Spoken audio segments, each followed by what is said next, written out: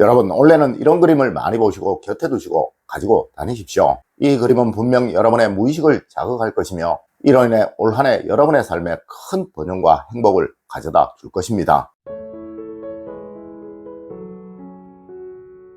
여러분 안녕하세요, 이정재입니다. 여러분, 풍수학이라는 학문은 우리의 무의식을 자극하여 무의식적으로 선을 행하도록 만드는 학문입니다. 네, 맞습니다. 나도 모르게 나의 눈으로 또 나의 귀로 보고 들은 것들이 나의 행동과 나의 말투를 만들어내게 되며 이 행동과 말투가 나의 삶을 만들어내게 된다는 거예요. 네, 실제로 현대 거의 모든 심리학자들이 우리의 행동 90% 이상이 나도 모르는 무의식에서 만들어진 행동이라고 말을 합니다. 여러분, 저는 풍수학을 공부하고 알려주고 또 가르치는 사람입니다. 하여 정말 많은 부자들의 집을 방문해 보았어요. 네, 이분들의 집은 대문에서 거실까지 들어가는 동안에 이래서 이 집이 부자인 것이구나, 역시 부자들의 집은 다르구나 라는 생각이 수도 없이 들도록 만들어준다는 거예요. 네, 세상에는 절대 이유 없는 결과는 없는 것이구나 라는 생각을 분명히 느끼도록 만들어준다는 것입니다. 여러분, 분명 부자들의 집과 또 그들의 사무실은 돈이 들어오도록 만들어져 있고 또 그 소품이나 배치까지 세심함이 하나하나 느껴지도록 만들어져 있다는 거예요. 하지만 여러분, 가난한 사람들의 집은 분명 돈이 나가게끔 만들어져 있습니다. 여러분, 원래는 휴대폰의 배경사진을 또 집에 걸리는 그림들을 이런 그림으로 한번 교체를 해 보십시오. 분명 올 한 해 여러분의 삶은 크게 변할 것입니다. 첫 번째로 여러분, 물에 관한 그림입니다. 여러분, 원래는 뭐니 해도 물그림이 최고입니다. 네, 올 한 해 어디든 수행이 강해져서 나쁠 것은 전혀 없기에 그러한 것이죠.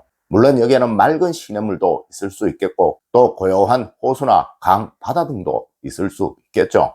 여러분, 예로부터 이 물은 돈을 상징하는 것입니다. 네, 꿈속에서도 물꿈을 꾸면 돈이 생긴다고 우리 일반적으로 말을 하곤 하죠. 또한 장명학에서도 물 숫자가 들어가는 한자는 모두 돈과 지혜로움을 상징하는 것이라고 말을 한다는 거예요. 맞습니다. 이 물그림은 돈과 지혜로움을 의미하는 것입니다. 하지만 여러분, 물은 늘 흐르고 움직여야 하죠. 이 물이 한 곳에 머물러 고이게 된다면 그 물은 부패하고 썩어서 사용할 수 없는 것이 되잖아요. 네, 이러니 당연히 그림 속의 물은 흐르고 움직이는 이미지가 있어야 한다는 것. 비록 큰 호수라고 하더라도 또 큰 바다라고 하더라도 어떤 식이든 움직이는 이미지가 반드시 있어야 한다는 것입니다. 네, 이래서 물그림 중에서 가장 좋은 그림은 물이 졸졸 흐르는 시냇물을 그린 그림이며 또 거대한 폭포수가 흐르는 듯한 느낌이 드는 것이 가장 좋다는 것입니다. 물론 그 물이 깨끗해 보이면 볼수록 우리 풍수에서는 최고로 친다는 것, 아울러 같이 알아주셨으면 합니다.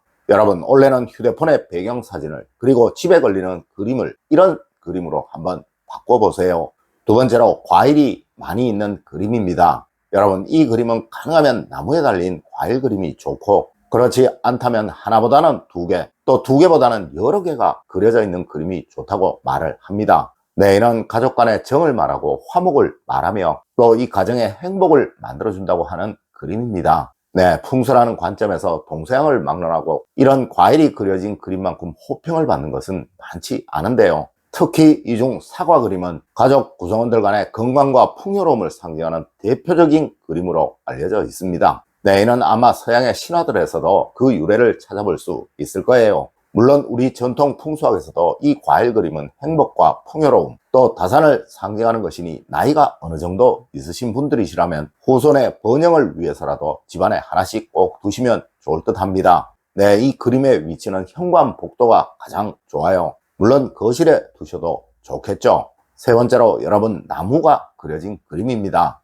여러분, 이는 성장과 번영을 의미하는 것입니다. 그리고 또한 절개와 곧은 마음을 만들어준다고도 말을 합니다. 네, 이 그림 속의 나무는 가능한 성목이 좋으며 또 외로운 나무, 병 들어가는 나무, 그리고 죽어가는 나무만 아니라면 무엇이든 좋다고 말을 합니다. 물론 산의 경치 속에 나무를 그려둔 그림이라면 이것은 평화로움을 만들어 주어서 집안에 행복을 줄 것이니 아주 좋겠죠. 네, 이 그림들은 자녀들의 방에 걸어두시는 것이 가장 좋으며 또 거실에 걸어두셔도 좋지만 절대 안방이나 주방에 걸어두시면 안 된다는 것 같이 알아주셨으면 합니다. 네, 수험생이나 취업준비생이 있는 가정이라면 가장 좋다고 말하는 그림이 이 그림이에요. 그리고 이 그림의 위치는 앞서 말씀을 드린 것처럼 집안에서 가장 키가 큰 사람을 기준으로 약 30도 정도 올려볼 수 있도록 걸려져 있으면 가장 좋다고 말을 합니다. 네 번째로 모란이나 해바라기 그림입니다. 여러분, 이 모란은 전통적으로 불을 상징하는 그림이라고 알려져 있어서 우리 조상님들은 누구나 집안에 하나씩은 두어야 하는 그림으로 말을 했을 만큼 훌륭한 풍수 그림임은 두말할 필요가 없습니다. 네, 요즘은 해바라기 그림이 불을 가져오는 그림으로 각광을 많이 받고 있죠.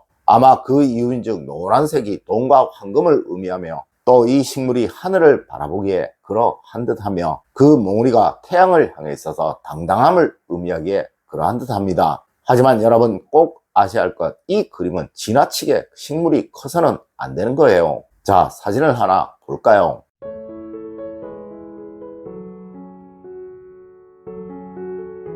여러분, 전자의 사진은 아주 좋으나 후자의 사진은 그리 좋다고만은 말할 수가 없어요. 네, 얘는 양기가 너무 강해지게 되면 음양의 기운이 깨어질 수 있기에 그러하다는 것이죠. 그리고 또 이 그림은 절대 주방과 가까운 곳에 걸려 있어서는 좋다고 말할 수 없다는 것입니다. 네, 이건 역시 위치는 집안에서 키가 가장 큰 사람을 기준으로 30도 정도 올려볼 수 있는 곳에 걸려 있으면 가장 좋습니다.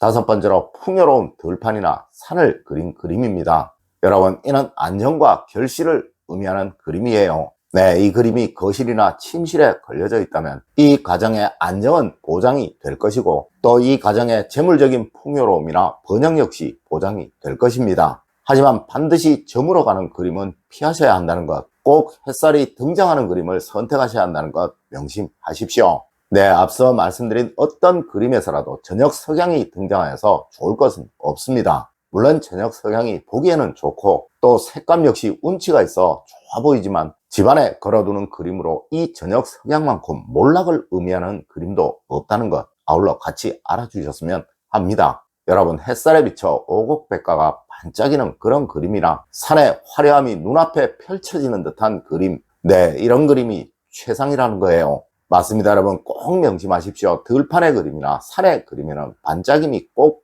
있어야 한다는 것을 말입니다. 물론 이 외에도 용 그림이나 호랑이 그림, 거북이 그림 같은 것들이 있을 수 있겠죠. 하지만 여러분, 이런 그림들은 모든 가정에는 다 걸어둘 수가 없는 것입니다. 네, 자칫 그 그림의 기운이 사람의 기운을 이겨버릴 수 있기 때문에 그러한 것이죠. 여러분, 예전부터 우리 조상님들은 그림이나 글씨에는 그것에 맞는 기운이나 영험함이 반드시 있다고 말씀을 하셨습니다. 하여 수만 금을 주더라도 좋은 그림, 또 좋은 글씨를 하나 얻으려고 하셨고, 그리고 이를 집에 걸어 두고 보시면서 그 기운을 얻으려고 하셨다는 것이죠. 네, 너무 강한 그림은 절대 집안에 걸어두지 마십시오. 여러분, 오늘 알려드린 이 그림들은 모든 가정들의 절대 부담이 없이 돈과 번영을 가져온다고 하는 그림들입니다. 네, 꼭 명심하셔서 하나 정도 집안에 걸어두시든 또 휴대폰에 배경 사진으로 저장을 하셔서 가지고 다니시면서 늘 보시는 현명한 여러분이 되시길 부탁드리며 오늘의 이야기를 마치도록 하겠습니다. 늘 올바른 학문과 올바른 지식을 여러분들께 전하도록 노력하겠습니다. 여러분 긴 시간 감사드립니다. 감사합니다.